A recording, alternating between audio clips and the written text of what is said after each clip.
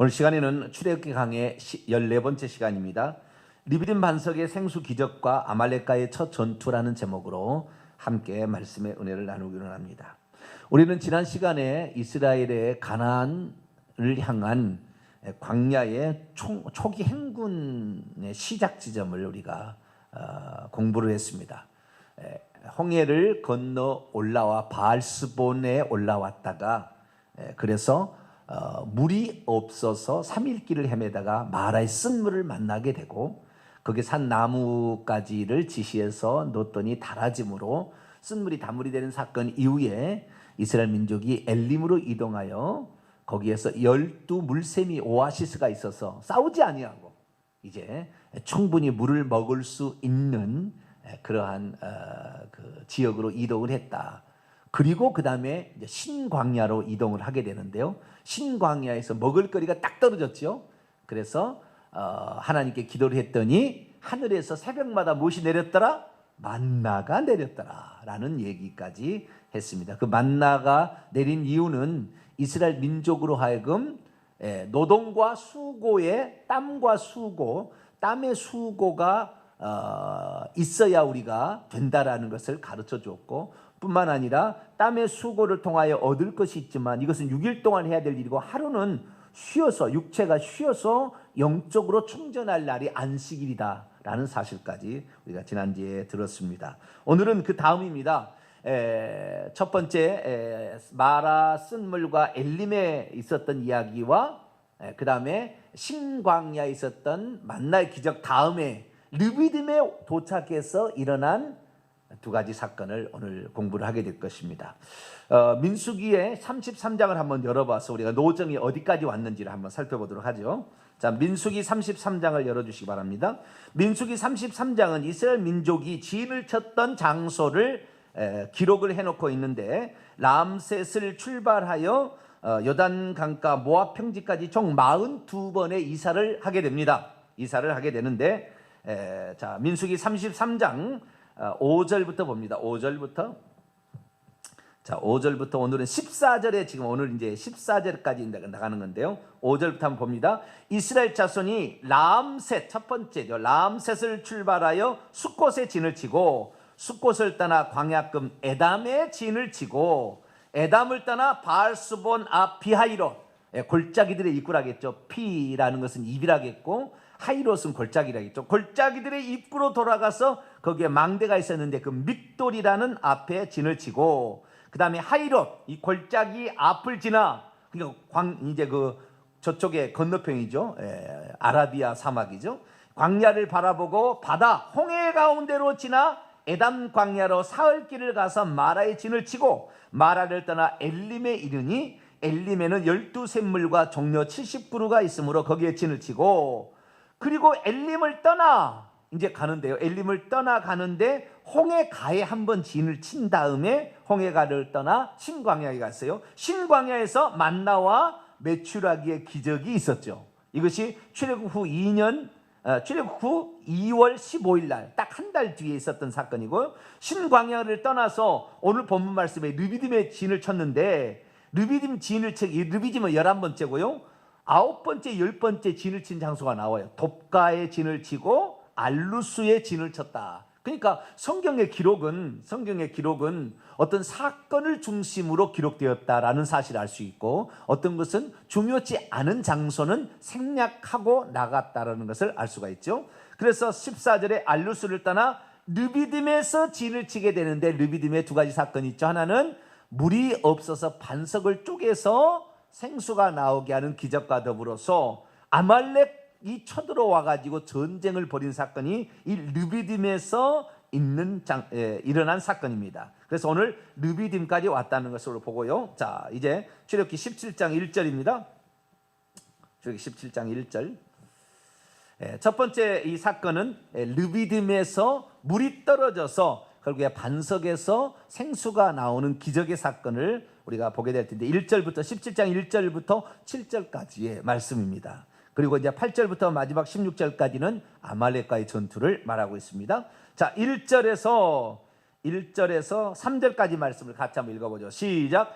이스라엘 자손의 온 회중이 여호와의 명령대로 신광야에서 떠나 그의 노정대로 행하여 르비딤의 장막을 쳤으나 백성이 마실 물이 없는지라 백성이 모세와 다투 이르되 우리에게 물을 주어 마시게 하라. 모세가 그들에게 이르되 너희가 어찌하여 나와 다투느냐? 너희가 어찌하여 여호와를 시험하느냐? 거기서 백성이 물이 말라 물을 찾으매 그들이 모세에게 대하여 원망하여 이르되 당신이 어찌하여 우리를 애굽에서 인도하여 내어서 우리와 우리의 자녀와 우리 가축이 목말라 죽게 하느냐? 자, 르비딤에 왔는데요.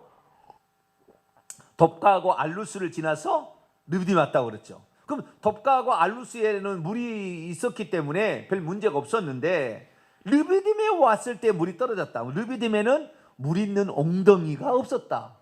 뭐 그런 거 아닙니까? 그리고 오아시스가 없었다 그런 거 아니에요?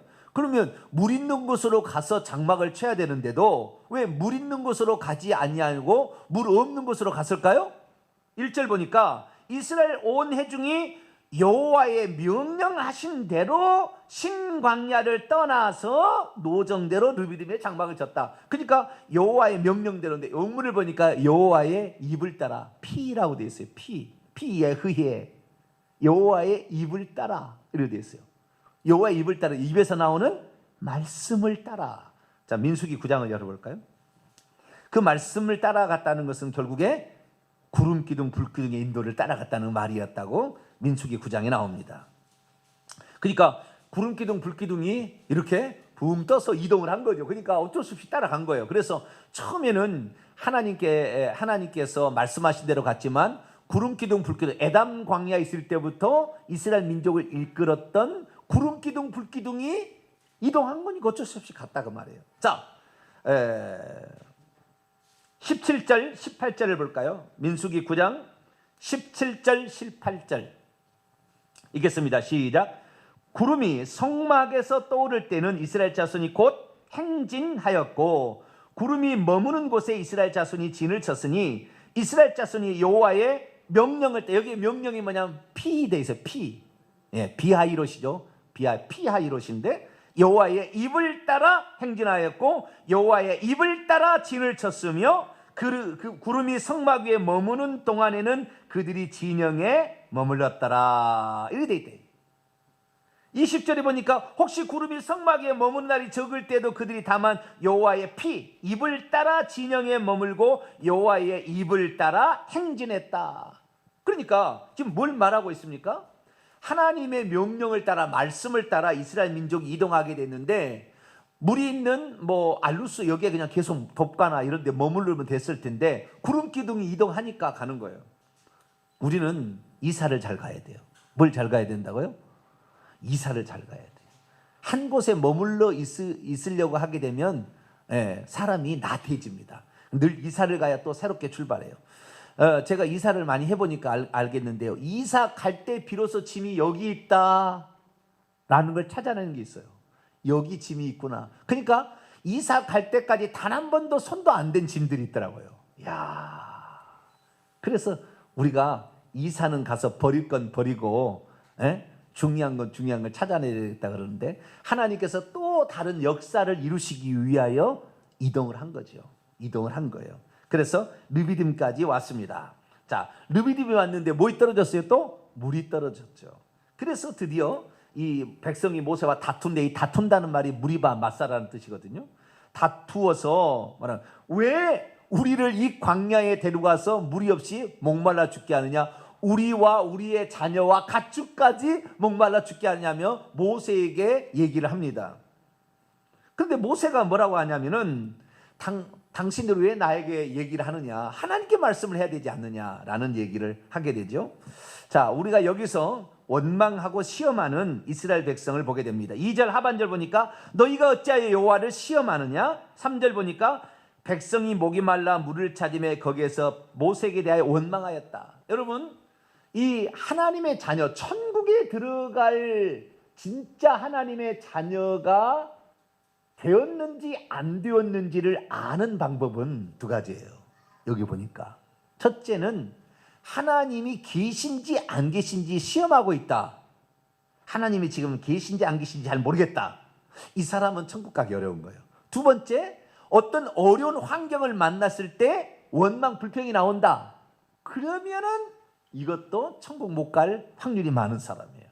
그래서 고린도전서 10장의 1절부터 읽어보게 되면 이스라엘 민족이 광야에 엎드려서 안달의 본보기로서 우리에게 보여줬다 하는데, 그때 광야에서 엎드려 죽은 사람이 4종류의 죄악 때문에 죽었다고 얘기를 합니다. 그 4종류의 죄악이 시험하지 말자, 원망하지 말자, 그리고 2가지가 더 있어요.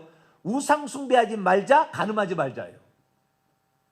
우상 숭배하지 말자, 간음하지 말자는 10계명의 큰 2가지 계명이고요. 나머지는 보조적인 조항인데, 이 10계명을 어겨서 천국 갈 거 없어. 천국 갈 사람 없어요. 10계명을 나가 어기는데 회개치 아니하고는 못 가는 거예요. 뿐만 아니라 보조적으로 우리가 살펴야 될 게 뭐냐? 내가 과연 하나님의 사람으로 바뀌었느냐 안 바뀌었느냐는 뭘 보면 하냐면은 하나님이 계신지 안 계신지 늘 시험하려 한다. 이 사람은 아직 하나님의 사람이 덜 된 거예요. 몸은 광야로 나와 있으나 아직 종의 습성이, 마귀를 섬기고 애굽왕을 섬기던 습성이 전혀 달라지지 않은 사람은 늘 원망불평하는 거예요. 그러니까 원망불평이 입에 달고 있는 사람은 아직 이 사람 구원받지 못한 사람이에요. 그래서 내 삶에 감사가 늘 나오고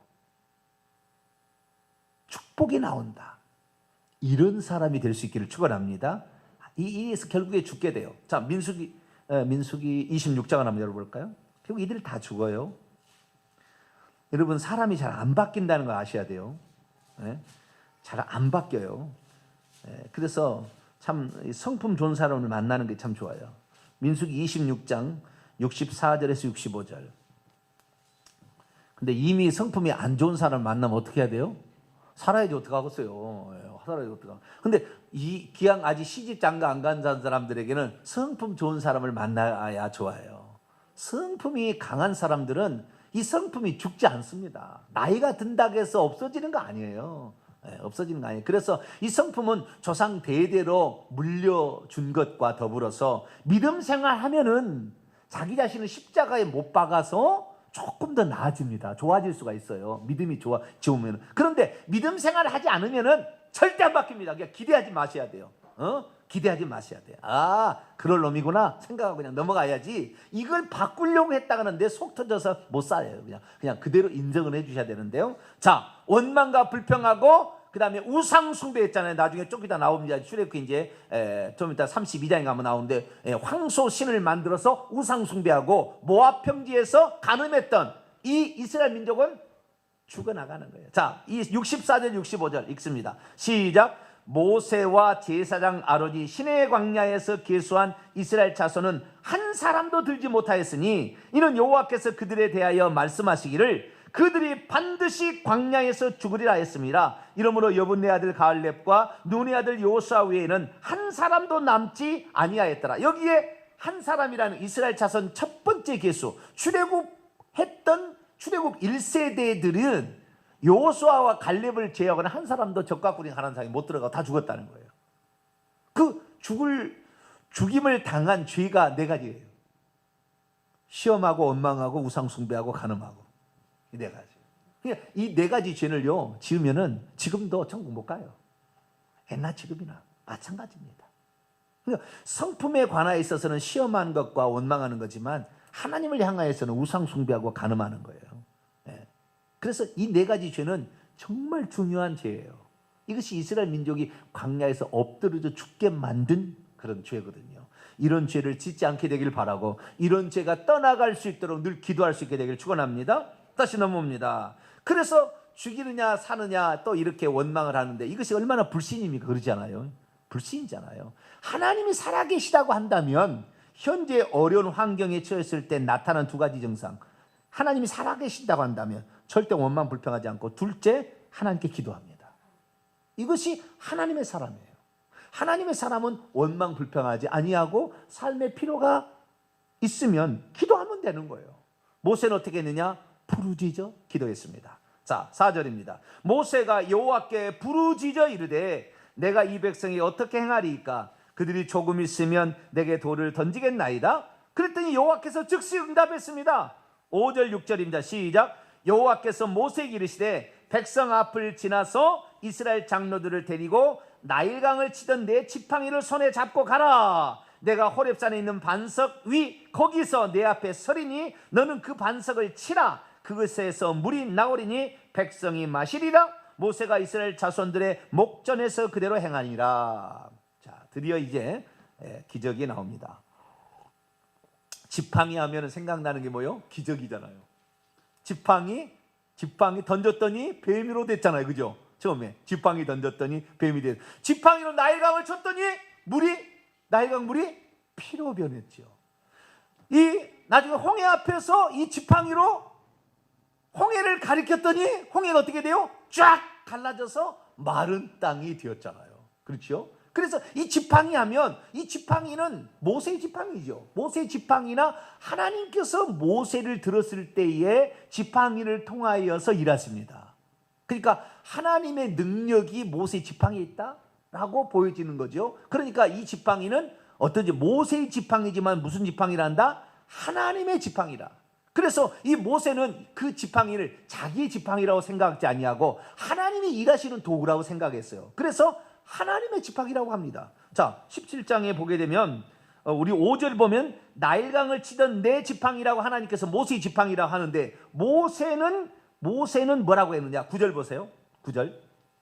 그 뒤에 9절 읽습니다. 시작. 모세가 여호수아에게 이르되 우리를 위하여 사람들을 택하여 나가서 아말렉과 싸우라. 내일 내가 하나님의 지팡이를 손에 잡고 산꼭대기에 서리라. 여기도 기적이 나타날 것을 벌써 암시가 돼요. 지팡이는 항상 기적입니다. 기적이 초자연적인 하나님의 역사를 기대할 때 항상 지팡이라는 말이 나왔거든요.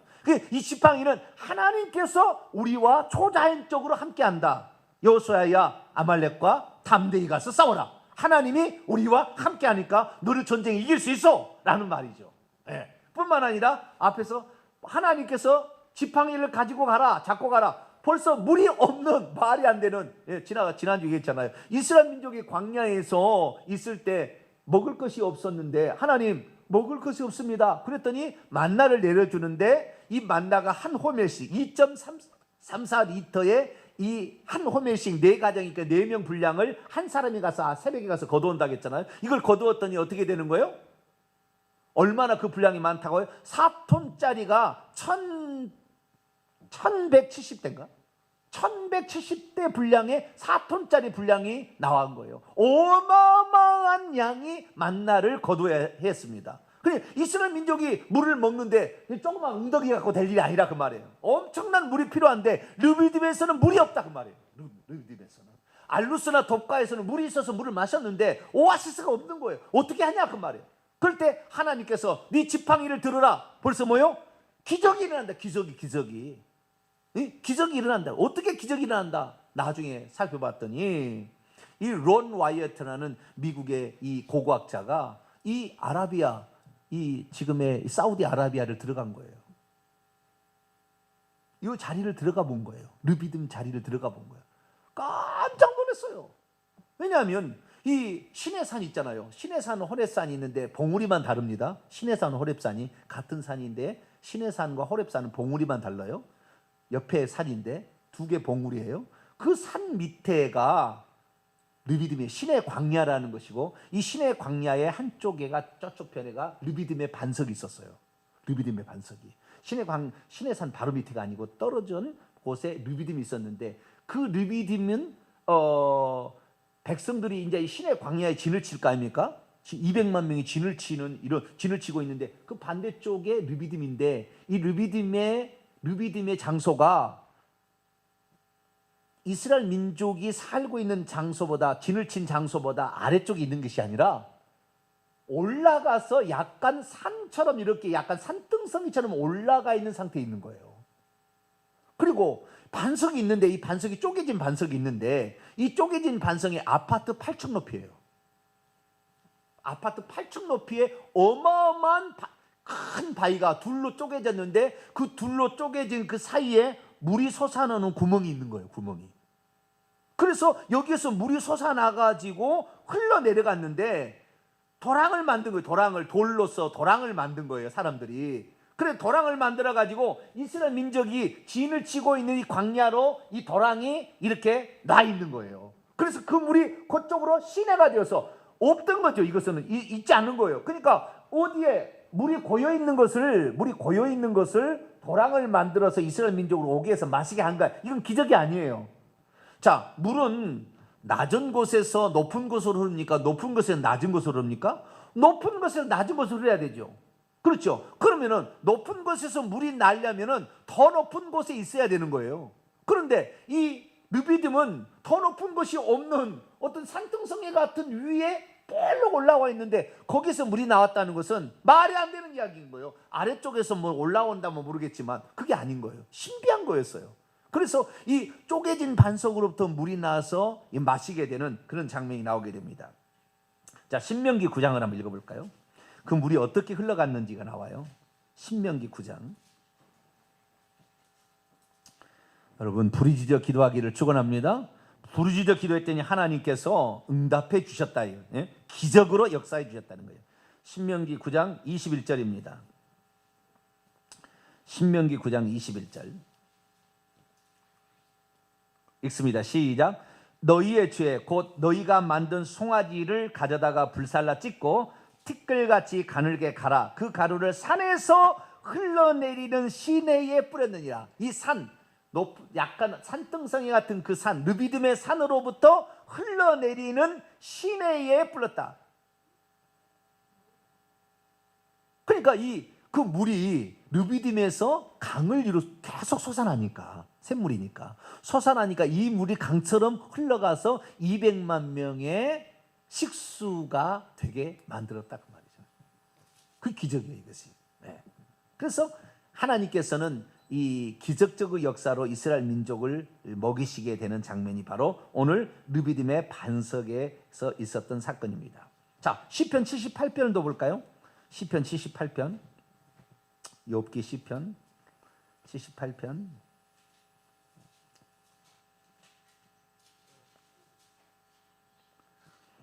13절부터 16절까지 보겠습니다. 시편 78편 13절에서 16절까지 읽겠습니다. 시작.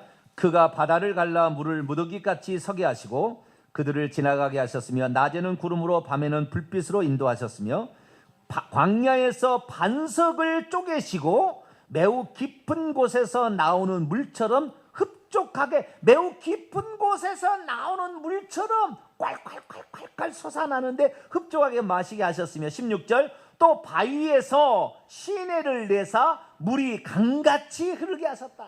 야, 이런 일들이 있었어요. 그런데도 하나님을 계속 시험하고요, 원망했다는 거. 인간은요, 근성이 나쁘면은 영 잘 안 되는 것 같아요. 여러분, 근성을 고치게 되길 축원합니다. 못된 근성은 빨리 저기다 버려버렸어요. 쓰레기장에 버려버리고 예수님으로부터 오는 좋은 온유하고 겸손한 근성, 할렐루야, 이런 것으로 채우셔가지고 우리의 생애가 아름답게 돼야 돼요. 이스라엘 민족 원망 불평했는데 자, 이제 하나님은 놀랍게 이렇게 역사해요. 그래서 이제 물을 마시게 되는데 7절 보니까 모세가 그곳 이름을 마사 무리바 물이라, 다툼이라고 이름을 불렀는데 이스라엘 자손이 다투었기 때문이요, 그들이 여호와를 시험하여 하나님 우리의 중에 계신가 안 계신가 시험했다는 거죠. 그런데 놀라운 이야기가 지금부터 시작이 됩니다. 무슨 얘기냐면 반석에서 나오는 물이 뭘 의미하느냐. 우리는 신약의 관점에서 구약은 상징요 예표라는 걸 알아야 돼요.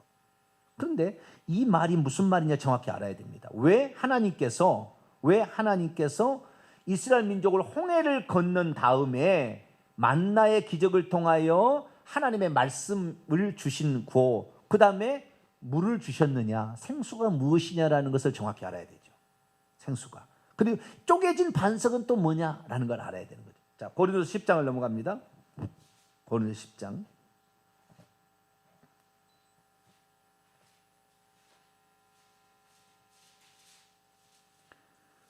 고린도서 10장 2절로 4절까지 읽습니다. 시작. 모세에게 속하여 다 구름과 바다에서 세례를 받고 다 같이 신령한 음식을 먹으며 다 같이 신령한 음료를 마셨으니 이는 그들을 따르는 신령한 반석으로부터 마셨음에 그 반석은 곧 그리스도라. 자, 구름과 바다에서 세례를 받아, 물세례를 받아 예수 그리스도를 믿게 되면 믿는 자들은 예수 그리스도를 믿게 유월절 어린 양 예수 그리스도를 믿어서 애굽에서 탈출하기 시작합니다. 드디어 구원의 여정이 시작이 돼요. 그 다음에 에담 광야에서 구름기둥 불기둥 성령의 인도를 받다가 홍해를 건너는데 홍해가 물세례를 받는 거예요.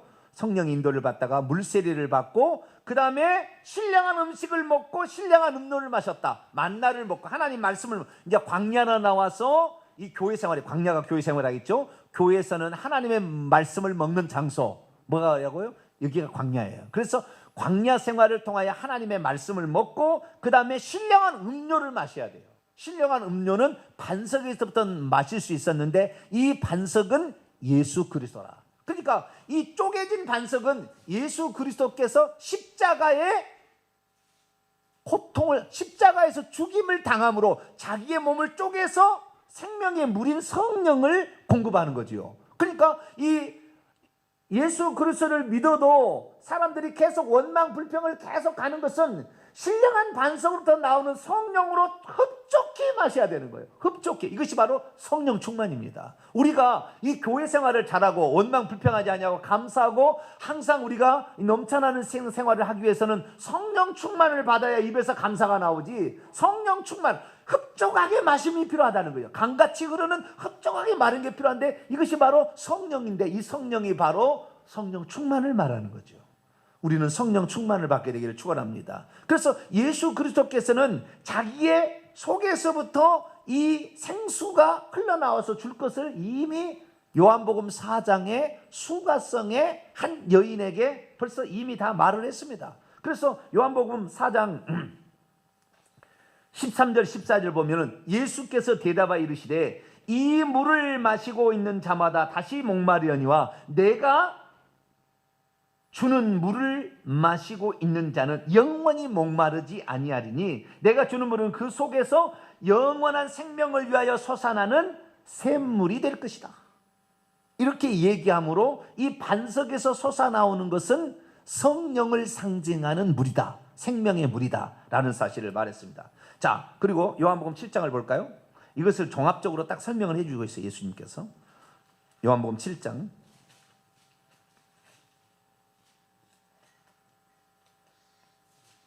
성령 충만을 받지 않아 가지고는요 신앙생활하기 힘들어요. 늘 죄 짓습니다. 성령 충만하니까 우상 숭배하고 가늠합니다. 예수 믿는 사람들이 가늠한 사람이 한두 사람이 아니에요. 한두 사람이 아니에요. 가늠하려고 이혼한 사람도 꽉 찼어요. 엄청 많습니다. 이 사람 100% 지옥 갈 겁니다. 100% 지옥 갈 거예요. 우상 숭배하고요. 하나님 말고 다른 것을 의지하고 다른 것을 추구하고 다른 것을 따라가는 거예요. 주일날 다른 것을 따라가는 거예요. 그래서 100% 지옥 갑니다. 교회 다닌다고 해서 천국 가는 게 아니죠. 그렇게 하면 그 다음에 원망 불평하고 하나님이 계시는 늘 시험하는 거 이런 사람 하는 사람들은 뭐예요? 성령 충만을 못 받아서 그래. 성령 충만을. 자, 요한복음 7장 37절부터 39절까지 말씀. 37절 39절 말씀. 시작. 명절 끝날 그 큰 날에 예수께서 외쳐 이르시되 누구든지 목마르거든 내게로 와서 마시라. 나를 믿는 자는 성경에 기록된 것 같이 그의 배에서 생수의 강이 흘러나오리라 하시니 이는 그를 믿는 자들이 받을 성령을 가리켜 말씀하신 것이라. 예수께서 아직 영광을 받지 아니하셨으므로 성령이 아직 그들 위에 계시지 아니하시더라. 쪼개진 반석은 십자가에 못 박힌 그리스도, 거기서 솟아나는 생수는 성령. 성령은 흡족하게 우리를 해준다 그 말이에요. 흡족하게, 충분하게, 충만하게 이렇게 해준다. 이것은 예수 그리스도께서 누구든지 와서 공짜로 준다고 누구든지 목마르면 와서 마시라 그렇게 얘기한 거예요. 성령 충만을 받기 위해서는 헌금을 내야 되는 거예요? 그게 아니다 그 말이에요. 누구든지 주님께 구하면 주신다 이렇게 얘기했어요. 그래서 우리가 예수 그리스도께서 예수 그리스도를 믿는 사람들, 그러니까 예수 그리스도를 믿는 사람들이 광야 생활인 교회 생활하면서 중요하게 여겨야 될 게 뭐냐면 만나를 매일마다 만나, 새벽기도 좋아요. 자, 우리가 매일마다 만나를 먹고 안식일에 떡상에 떡을 먹는 것처럼 하나님의 말씀을 먹어야 될 뿐만 아니라 또한 성령의 충만함을 받아야 된다. 그러면 성령의 충만함을.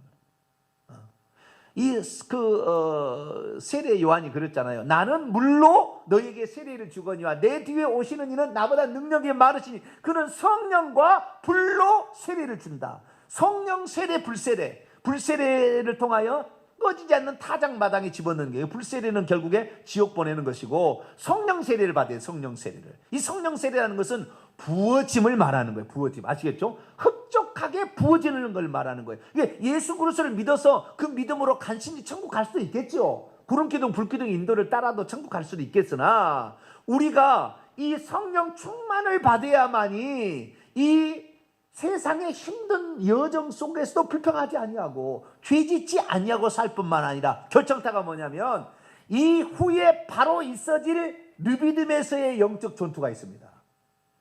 아말렉 족속이 쳐들어오는데, 이 아말렉 족속은 귀신들을 상징하는 거예요. 귀신들의 공격을 대비해서 우리가 살아남으려면, 성령 충만을 받지 않다면 귀신 그 세력과 우리 속에 있는 내부의 적, 육체의 본성, 죄된 본성으로부터 우리가 날마다 전쟁을 치러야 될 텐데, 이 전쟁에서 승리하려면 성령 충만을 받지 않으면 안 된다라는 사실을 알려주시려고 먼저 르비딤의 반석에서 물이 솟아나게 했다 그 말이에요. 여러분은 성령 충만을 받게 되기를 축원합니다. 성령 충만이 없이는, 흡족함이 없이는 어떻게 할 수가 없는 거예요. 여러분, 특별히 주의 종들이 이런 성령 충만이 되어지지 않아서 그 배에서 생수의 강이 흘러나듯이 말씀이 나오지 않게 되면 성도들은 메마르는 거예요. 여러분들 주의 종을 위해서 기도 많이 하시기 바랍니다. 우리 주의 종은 포도포도 계속 솟아나는 샘물과 같은 성령의 능력으로 말씀을 증거하게 해달라고. 할렐루야. 이렇게 우리가 기도를 해야 되고, 주여 나도 그 성령을 더 충만하게 받아서 내 삶이 광야에서 쓰러져서 없어가는, 멸망으로 가는 인생이 아니라 광야에서 요수와 갈렙처럼 살아남아서 더욱더 눈이 반짝반짝해서 적과 꿀이 흐르는 가나안 땅 천국을 향하여 더 강력하게 나가게 해달라. 그러려면 아말렉과의 전투에서 승리해야 돼요. 아말렉과의 전투에서 실패하게 되면 결국에 이 젖과 꿀이는 가나안 땅에 못 들어가는 거야. 죽는 거니까. 그래서 이 젖과 꿀이는 가나안 땅에 들어가려면 말씀을 먹어야 되고요, 하나님 말씀을 공부해야 됩니다. 공부하고 듣고 말씀을 먹어야 할 뿐만 아니라 흡족 반석, 쪼개진 반석부터 나오는 그 성령을 충만히 받아야 돼요. 자, 요한복음 20장을 한번 볼까요? 예수님께서 부활하시자마자 그들에게 나타나셔서 하신 말씀이 있어요. 요한복음 20장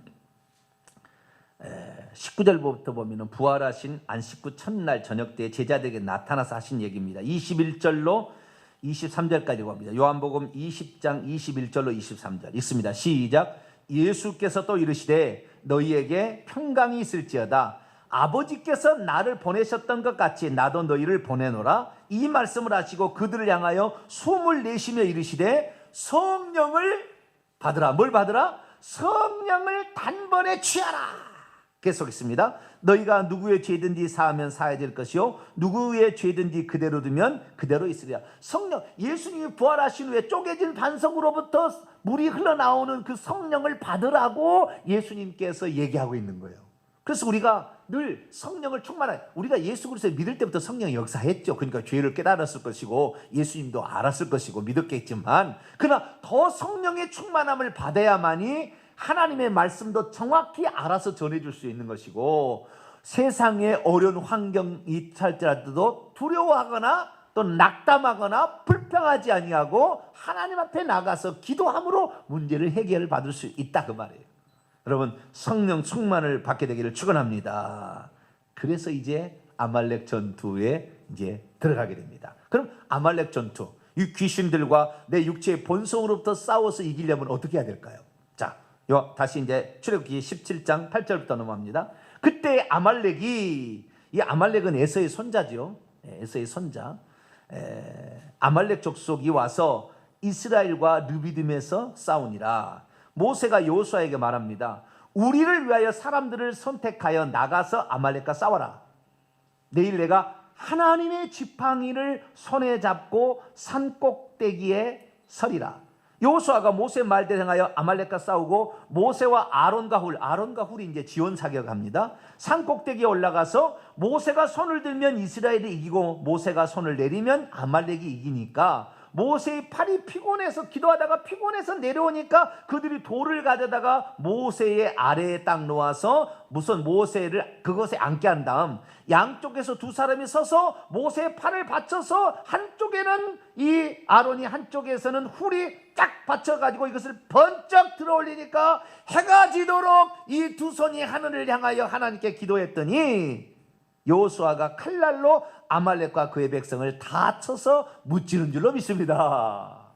자, 여기에서 이제 우리가 잘 봐야 되는 이 모든 것은요 우리의 이 영적 노정을 설명해 주려고 하나님께 이스라엘 민족을 경험시킨 거예요.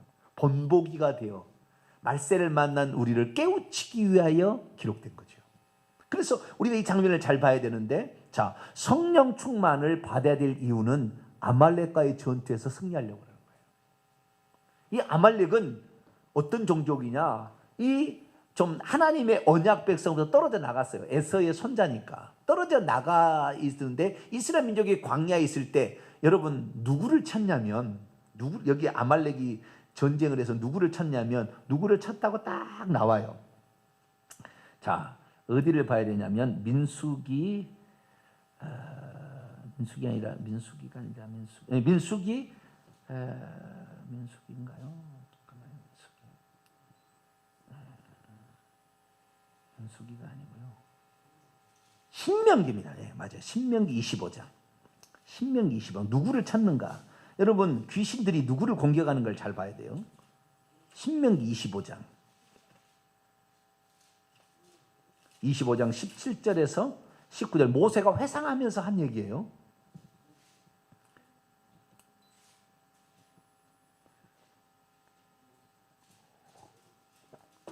누구를 찾는가? 그냥 썽썽한 사람을 친 게 아니에요. 아말렉이 썽썽한 사람을 친 게 아닙니다. 자, 신명기 25장 17절부터 19절을 보게 되면 너희는 애굽에서 나오는 길에 아말렉이 내게 행한 일을 기억하라. 곧 그들이 너를 길에서 만나 내가 피곤할 때에 내 뒤에 떨어진 약한 자들을 쳤고 하나님을 두려워하지 아니하였느니라. 그러므로 내 하나님 여호와께서 내게 기업으로 주어 차지하게 하시는 땅에서 내 하나님 여호와께서 사방에 있는 모든 적군으로부터 내게 안식을 주실 때 너는 천하에서 아말렉에 대한 기억을 지워버리라. 너는 잊지 말지니라. 어떤 사람을 친다고요? 피곤할 때에 떨어진 약한 자들. 여러분 누가 공격하냐? 귀신 누가 공격하냐면 누구를 공격해요? 네? 약한 자들. 말씀이 없는 자들을 공격해서 확 다 잡아가 버린다고 말이에요. 우리는 이걸 대비해야 돼요. 그래서 우리가 성령 충만을 받을 이유는 뭐냐? 우리가 만약 약해지면 귀신의 공격, 이단의 공격에 노출돼 버려요. 그래서 그냥 확 당겨가는 것입니다. 그 순간에. 그냥 말씀으로 무자해야 되고 성령 충만을 받아야 돼요. 그래야만이 아말렉과의 전투에서 싸워서 이기는 거예요. 이 이스라엘 민족의 약한 자들을 치기 위해서 공격한 외부의 세력, 이것이 바로 아말렉인데 이 아말렉이 공격에 온다는 걸 아셔야 돼요. 그래서 우리가 하나님의 사람이 되어서 교회를 다니게 되면 수시로 귀신들이 우리들이 약해진 것을 보고 시험 든 걸 봐서 우리를 확 땡겨가 버린다는 사실을 알고 여러분 시험 들지 않게 되기를 축원합니다. 시험 들지 말아요. 시험 드는 것은 마귀한테 나를 잡수쇼 이렇게 하는 거나 마찬가지예요. 우리는 담대해져야 됩니다. 그래서 이 여호수아가 결국에 여호수아가 이 전쟁에서 승리하는 이 전사가 되어서 나와서 전사가 돼서 전쟁에 승리하게 되는데 이 여호수아는 그 예수라는 말과 동일한 어원입니다. 그래서 이스라엘 민족이 젖과 꿀이는 가나안 땅 들어갈 때 모세가 안 데리고 들어가고 여호수아가 데리고 들어간 것은 모세는 율법을 가리키는 것이고 여호수아는 예수님을 가리키는 거예요. 이름이 똑같아요. 그래서 율법이 광야를 통과하게 해주는 십계명을 잘 지켜야 되는 거예요. 이것이 광야를 통과하게 해주는 요인이면서 마지막에 그 순간에 요단강을 건너서 데리고 갈 사람은 여호수아, 예수님. 예수님이 결국에 마지막에 데리고 들어가는데 예수님의 첫 출전이 여호수아인데 여호수아의 첫 출전 등장은 어떻게 등장하느냐? 전쟁의 전투자로 등장한다고 말이에요. 영적 전쟁에서 승리한 자만 예수 그리스도의 인도를 따라서 들어간다. 그러니까 우리가 이 세상에 살면서 우상 숭배하고 간음하고 원망하고 불평하고 하나님 시험했다가는 못 들어가는 거예요. 지는 거니까. 이기려면 어떻게요? 우리의 주 대신 예수 그리스도를 붙잡고 갈 수 있게 되길 축원합니다. 그분을 따라가야 전쟁 이기는 거예요. 그런데 이건 또 한편의 영적인 해석이고 또 한편에 보게 되면 이 산꼭대기에 올라서 기도하는 모세는 우리들이 이 세상에서 영적 전쟁을 벌이게 될 때 여호수아와 군대와 같이 영적 전쟁을 벌이게 될 때에 예수님께서 부활 승천하셔서 오른편에서 우리를 위하여 산꼭대기에 올라가듯이 부활 승천하셔서 하나님 보좌 우편에서 우리를 위하여 중보하시는 예수 그리스도를 예표하는 것이 산꼭대기에 올라가서 기도하는 모세예요. 예수님께서 우리를 위해서만 모세가 지금 나이가 이제 80세잖아요. 80세인데 전쟁을 직접 하는 것이 아니라 전쟁의 지원 사격을 한 거예요. 전쟁은 누가요? 여호수아가. 그러니까 우리들이 전쟁을 한다고 된다면 우리들이 전쟁에 이길 수 있도록 우리를 위하여 중보하시는 분이 누구다? 예수 그리스도다. 이것을 딱 말해주는 거예요. 딱 말해주는 것입니다.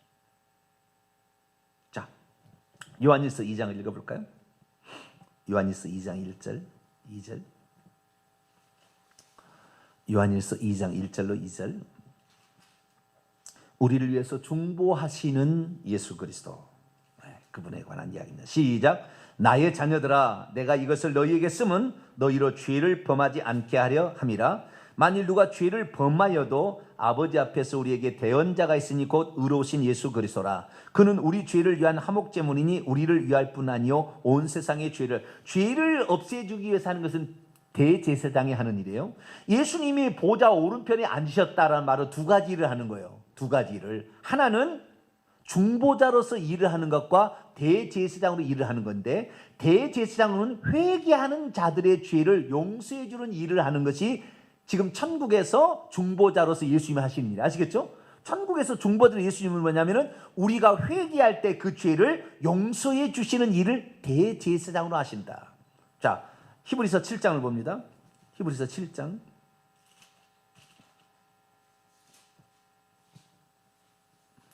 23절에서 25절까지.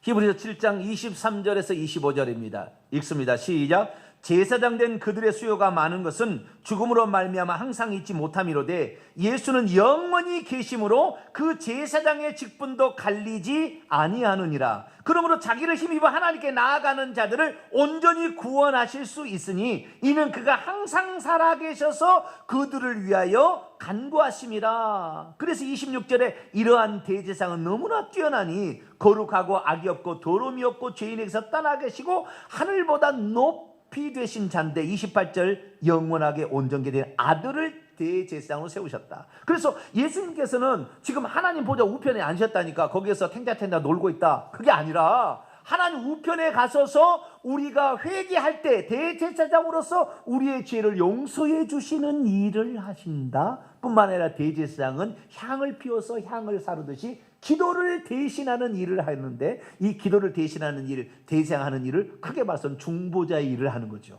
하나님과 인간 사이에 중보자의 일을 하는 거예요. 자, 로마서 8장을 볼까요? 한 구절만 더 봅시다. 로마서 8장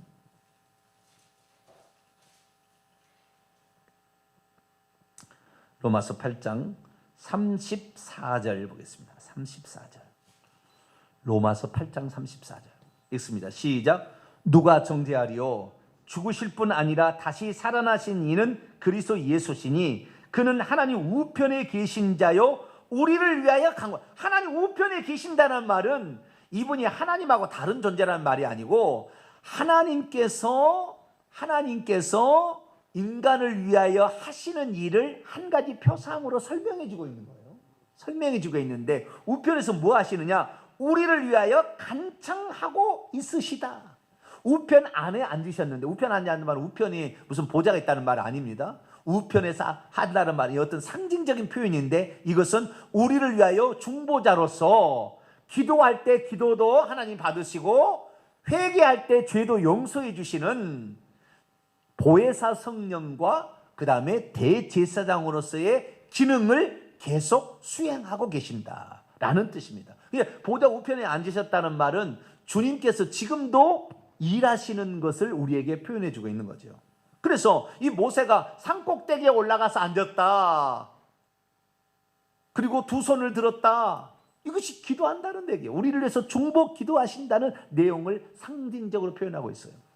그런데 모세의 팔이 어떻게 해요? 무거워가지고 내려왔다고 했잖아요. 내려왔더니 여호수아가 지고 있는 거예요. 그러니까 우리는요, 기도가 우리의 어떤 삶의 생명처럼 여겨야 돼요. 기도할 때 여러분, 기도할 때 나오셔야 되는 거예요. 수요 기도회나 이런 금요 기도회 때 나와서 기도하셔야 돼요. 특별히 새벽 기도 나오면 더 좋아요. 기도하셔야 되는데, 기도하지 않게 되면은 이 영적 전쟁에서 우세하는 것이 떨어지는 거예요. 떨어지는 거예요. 말씀과 성령 충만을 받아야 되는데 이 방법이 사실 기도입니다. 그렇기 때문에 이 기도를 해야 되는데, 이 기도가 여호수아가 전쟁에 이기는 승리의 비결이었다, 이것을 말해주고 있다. 여러분, 기도할 수 있게 되기를 축원합니다. 기도를 해야 돼. 하나님 이렇게 해주세요 라고 우리가 요청하게 되면 천군 천사의 파송을 받습니다. 엄청난 일이 일어나는 거죠. 그래서 결국에 이 모세가 손을 들게 되면, 기도가 되어졌을 때는, 중보 기도가 되어질 때는 여호수아가 이기는데, 중보 기도가 안 되니까 못 이기는 거예요. 그러자 아론과 훌, 아론은 모세의 형이고 훌은 미리암의 남편으로 추정이 됩니다. 그러니까 매형이죠. 예, 미리암의 남편으로 추정이 됩니다. 훌은. 그래서 이 아론과 훌이 오른쪽 왼쪽에서 이렇게 하는 거예요. 참 여기 보면 놀라운 영적 비밀들이 많이 있는데요. 예, 영적 비밀이 많이 있는데, 어쨌든 이 가족들이 한 사람을 세우기 위해서 온 가족이 헌신하는 것을 보게 돼요. 나이를 초월해서 다 형들이고 엄청난 나이 많은 사람들인데, 이 사람들이 모세를 도와요. 지도자가 세워지니까, 하나님이 세워지니까 잘 도와서 이렇게 하는데, 이 중보 기도도 같이 협력했을 때에 승리할 확률이 더 많아지는 거예요. 혼자 기도하는 것보다는 같이 기도했을 때, 여러분 금요일 날 오셔서 같이 기도할 수 있게 되기를 축원합니다. 같이 기도하는 게 좋아요. 그래서 협력해 주게 될 때에 전쟁에서 승리하더라. 네, 이것을 정확하게 우리에게 말해주고 있습니다. 어떻게 되었습니까? 여호수아가 결국에 이 중보 기도의 덕분으로, 여호수아가 전쟁을 잘해서 이긴 것이 아니라 중보 기도의 능력이 함께 하니까 전쟁에 승리하더라. 영적 전쟁의 승리는 말씀과 기도인 거죠. 그래서 이 기도가 중요하다. 자, 14절입니다. 이제 전쟁에서 이제 이겼어요. 무찔러 이겼으니까 여호와께서 모세에게 말씀하셨습니다. 이것을 책에 기록하여 기념하게 하라. 왜 기념하게 하라 했을까요? 또 여호수아의 귀에 외워 들리게 하라. 여호수아의 귀에 아예 암송하도록 이 얘기를 해줘라. 뭘 얘기를 해주냐? 내가 아말렉을 없이하여 천하에서 기억도 못하게 할 것이다 라는 것을 외워 들리라. 자, 여기 우리 놀라운 영적 계시를 보게 되는데요. 자, 이 아말렉 족속은 외부에서 공격에 들어오는 적을 가리키는 것이죠. 이것은 귀신의 세력을 가리키는 거예요. 사탄, 마귀, 귀신의 세력을 가리키는데, 이 귀신의 세력을, 하나님의 백성을 공격하는 귀신의 세력을 없애버리는 것이 하나님의 뜻이다.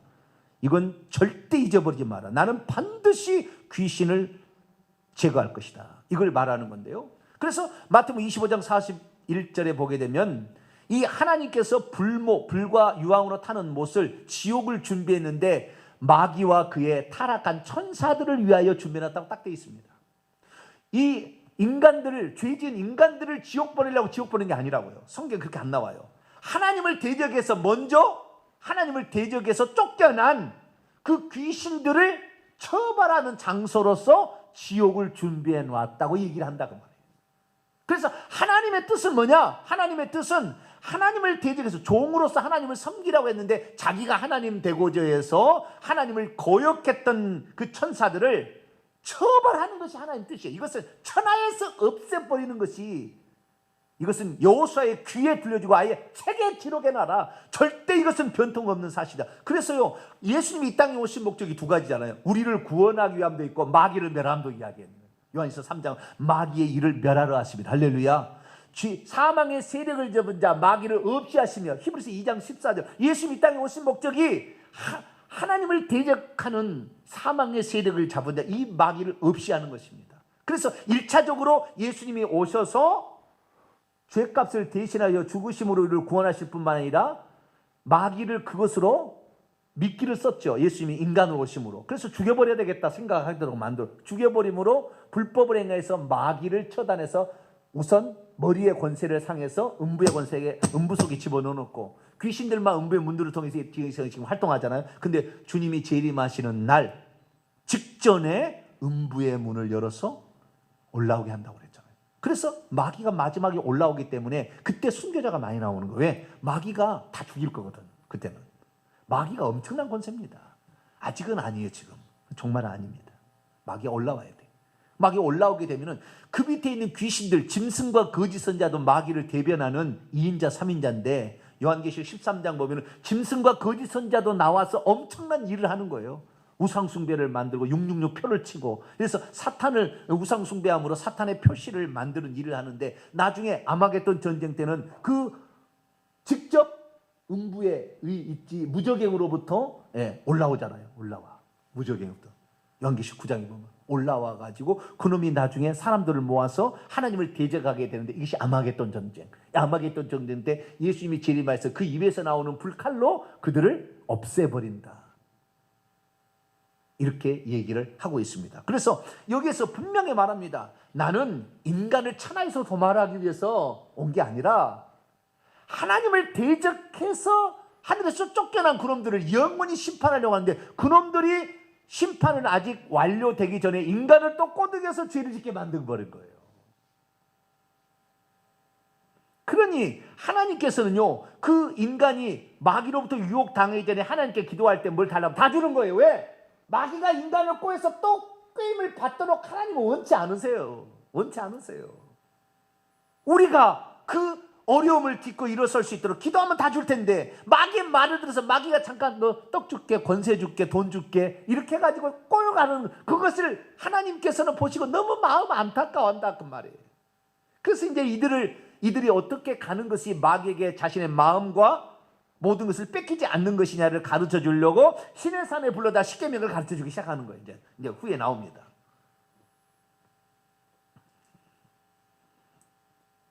하나님의 뜻은 우리를 지옥 보내려는 게 아니에요.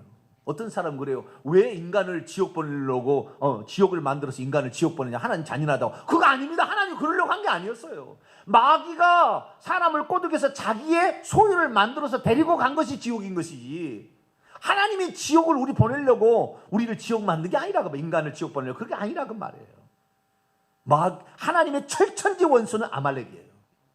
귀신들입니다. 철천지 원수입니다. 그런데 그 마귀가 아담을 지었을 때 뱀으로 바뀌어가지고 와서 죄짓게 함으로 그 속에 들어가서 육체가 되어버렸잖아요. 그래서 갈라디아 5장에 보면은 육체의 소욕과 성령의 소욕이 서로 싸운다고 그러잖아요. 예수 믿기 전에는 안 싸웠어요. 영적 전쟁이 없었습니다. 우리 안에. 그런데 예수 그리스도를 믿고 나부터는 마귀가 이미 내 속에 들어가서 육체를 장악하고 있기 때문에 성령이 들어오니까 둘이 전쟁이 나는 거예요. 늘 전쟁이. 이 전쟁에서 육체를 십자가에 못 박고 성령의 인도를 따라가야만이 하나님의 아들이 되는 것이고, 하나님의 아들이 돼야 상속자가 되어 천국에 들어가는 거예요. 그런데 이 성령의 음성을 따르지 못하고 성령을 늘 잠재워버리고 거룩해 하시는 성령 역사를 거절하고 육체의 욕심을 계속 쫓아가니까 결국에 이 사람이 죽을 때 버림당하는 거예요. 그러니까 우리 안에 있는 내부의 육체의 본성과 오늘도 우리 밖에서 역사하고 있는 귀신들의 전쟁에서 이긴 자만이 천국에 들어가는데, 이기려면 어떻게 해야 되는가? 성령을 충만히, 생수를 충분히 공급받아야 되고 만나를 충분히 먹어서 우리의 몸을 건강히 해야 된다 그 말이에요. 이것이 안 되면 아말렉과 전쟁에 못 이기는 거예요. 그리고 기도를 해야 된다 그 말이에요. 중보 기도를 해줘야 된다고. 뭐 누군가 우리 자녀들을 위해서라도 중보 기도를 해줘야 된다. 아론과 훌이 달라들었던 것처럼 중보 기도를 해줘야 된다는 거예요. 전쟁은 여호와께 속한 것이기 때문에 이 사람의 많고 적음, 기술의 뛰어남, 기술의 부족함에 따라서 전쟁이 지고 이기가 아닌 거예요. 영적 전쟁은 오직 기도와 말씀으로 이겨야 되는 거예요. 성령으로. 기도와 말씀, 성령. 말씀을 성령이 깨닫게 해주잖아요. 말씀과 성령과 기도로 이기는 거예요. 여러분, 말씀과 성령으로 충만케 되길 바랍니다. 그리고 기도에 헌신하세요. 기도는 하나님이 대신해 주는 게 아닙니다. 하나님 대신해 주는 게 아니에요. 우리의 기도를 받아서 중보할 뿐이지 우리를 대신해 주는 게 아니라고요. 우리가 기도할 때 하나님께서는 절대 우리가 마귀에게 속하는 것을 주님께서 원치 않기 때문에 기꺼이 도와주신다. 그 말, 도와주신다. 철천지 원수가 원하는 것을 못하게 하나님 하고 싶은데 우리의 기도를 통해서 하신다. 그 말이에요. 그렇기 때문에 우리의 기도가 너무나 중요하다. 15절입니다. 모세가 제단을 쌓고 그곳의 이름을 여호와의 니시, 여호와는 나의 깃발, 나의 승리다. 여호와가 나의 승리다. 성령 충만이 나의 승리지 내가 다른 것으로 귀신을 이기는 게 아니다. 그렇게 말했다는 겁니다. 16절입니다. 시작. 이르되 여호와께서 맹세하시기를 여호와가 아말렉과 더불어 대대에 싸우리라. 여기 보세요. 여호와, 여기 원문에 보면은요, 왜냐하면 하나의 손이 여호와의 보좌를 대항하였기 때문에 여호와가 아말렉과 더불어 대대에 싸울 것이다. 이 하나의 손인 이것은 아말렉 군대를 가리키는 것 같아요. 아말렉 군대가 하나님께 대항했어요. 손 하나, 여기는 사탄 마귀를 딱 상징합니다. 이 대항했어요. 그러자 하나님께서 아말렉과 대대에 싸우리라. 하나님은 철천지로 귀신과 사탄 마귀 루시퍼를 싸우는 겁니다. 언제까지 싸우는 거냐? 주님이 재림할 때까지, 우리가 죽을 때까지. 개인적으로 보자면 우리가 죽을 때까지 우리는 싸워야 되고요. 우리가 싸워야 돼요. 여호수아인 우리가 싸워야 되고, 그리고 주님이 재림할 때까지 그 역사는 계속될 거예요. 그러니까 오늘 우리가 이겼다고 해서 내일 기도 안 하면 되는 거냐? 내일 그럼 성령 충만? 아니에요. 우리는 죽을 때까지 이 싸움을 계속해서 벌여야 되는데, 이 싸움에서 꼭 승리 한 자만 천국 간다는 걸 아시고 말씀과 성령의 충만을 받으시고 기도하셔서 이 전쟁에서 꼭 승리하는 저와 여러분 되시기를 간절히 바랍니다. 거룩하신 하나님 감사합니다. 이스라엘 민족이